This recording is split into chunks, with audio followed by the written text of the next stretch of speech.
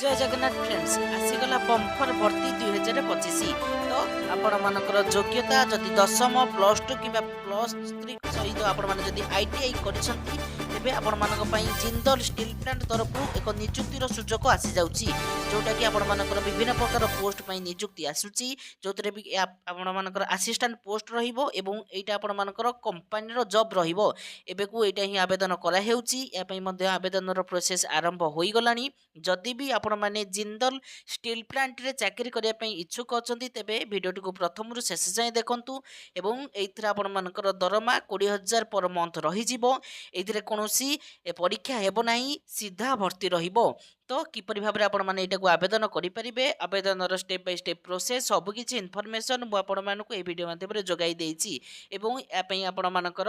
Eligible criteria कोन रहउची age limit कोन रहउची educational qualification कोन रहउची as रो relaxation कोन रहउची सब किछि update आपण मानको मु ए वीडियो माध्यम रे जोगाई देछि तो सेति पई वीडियोटी को स्किप न करिकि प्रथम रु शेष जाय देखंतु तो जहा द्वारा कि आपण मानकर मन रे सृष्टि होतिबा समस्त डाउट क्लियर होई जिवो ओके चलंतु देरी न करिकि वीडियोटी को आरंभ करिबा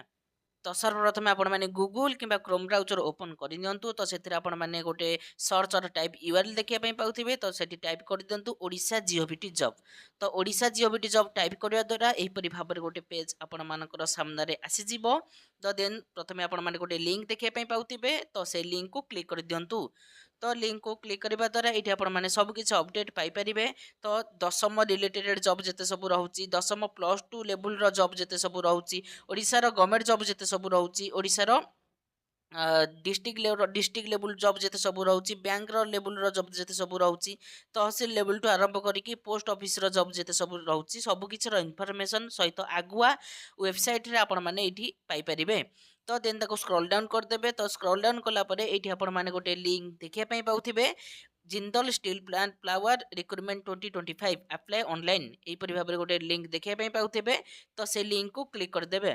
तो लिंक को क्लिक करबा द्वारा एही परि भाबरे गोटे पेज आपण मानकर सामने रे आसी जिवो तो एठी आपण माने सब किछि पाई परिबे केउ केउ प्रार्थी माने एटा को आवेदन करि परिबे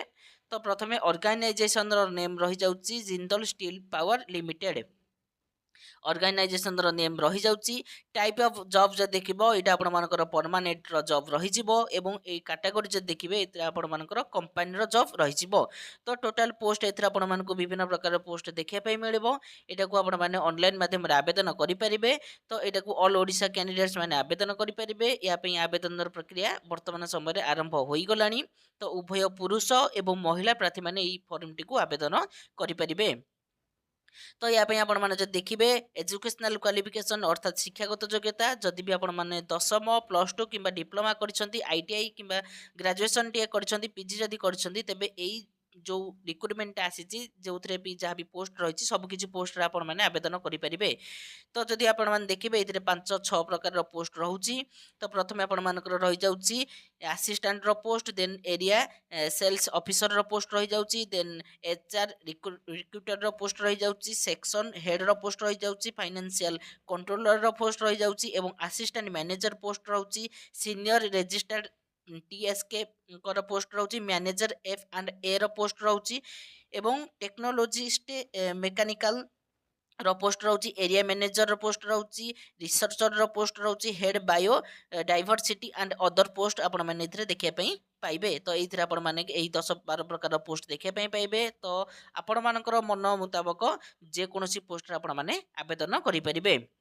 तो या आपण मानकर एज मागुची 18 वर्ष रु 40 वर्ष जदि भी आपण मानकर बयस 18 वर्ष रु 40 वर्ष मध्य होईची तेबे आपण माने जे पोस्ट बाहरी से पोस्ट मानकर आपण माने आवेदन करेंगे तो या एज रिलैक्सेशन रही तो जेपरिक आपण ओबीसी 3 वर्ष एज रिलैक्सेशन एससी एसटी मान 5 वर्ष age relaxation ex service man मान 5 वर्ष एज रिलैक्सेशन पीडब्ल्यूडी एससी और एसटी मान 15 वर्ष एज रिलैक्सेशन रही जाउची जदि भी आपण मानकर सैलरी एथिरे देखिबे तो आपण मानकर आज पर रूल जेपरि भाबरे रूल अछि तो रूल अनुसार आपण मानकु सैलरी देखिए पे मिलिबो जदि आपण माने ओवरऑल सैलरी देखिबे तबे सबु पोस्ट पई अलग अलग इनिशियल एंड सैलरी रहइबो जदि आपण माने देखिबे तबे 20-25 हजार रो आपण मानकर सैलरी स्टार्टिंग रहउची तो सिलेक्शन प्रोसेस जब देखिए तो ये आपण मानक दुई प्रकार सिलेक्शन दि जाए प्रथम आपण मानक इंटरव्यू दि जाए आपण मानकर इंटरव्यू करके देन डॉक्यूमेंट वेरिफिकेशन करके आपण मानक ये पोस्टिंग दि जाए तो जदि भी आपण मैंने को आवेदन करुँच तेज कौन टंकाटे आप्लिकेसन फी देवाई पड़ो ना अर्थात मागणार ही आपण मैंने को आवेदन करेंगे तो या आपण मानकर 4-5 इंपोर्टेंट डॉक्यूमेंट मेन रोचे जेपरिक qualification certificate certificate indicating the date of birth 2 recent colour passport size photo caste certificate जदि आपण मैंने कौन जगह काम करते तेज एक्सपीरियंस सर्टिफिकेट मागुची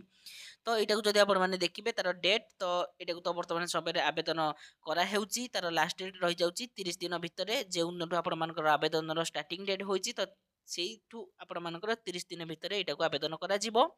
जदि भी आपण मैंने देखिए फेब्रुआरी लास्ट बा फेब्रुआरी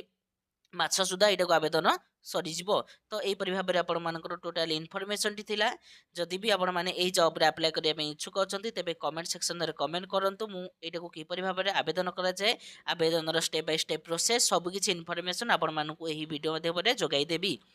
तो जदि भी आपण मानक यहीपरि भाव में समस्त जॉब अपडेट जानवर अच्छी और इनफर्मेशन सठिक समय पाइबार अच्छी तेबे आपण मैंने आमर चैनल सहित जोड़ी ही रही था तो आमर ये चैनल को सब्सक्राइब करी बेल नोटिफिकेशन को ऑन कर दिंतु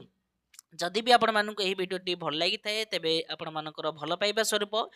वीडियो को गोटे गोटे लाइक करी चैनल को सब्सक्राइब करी सांगसाथी मानक पाखक शेयर कर दियंतु।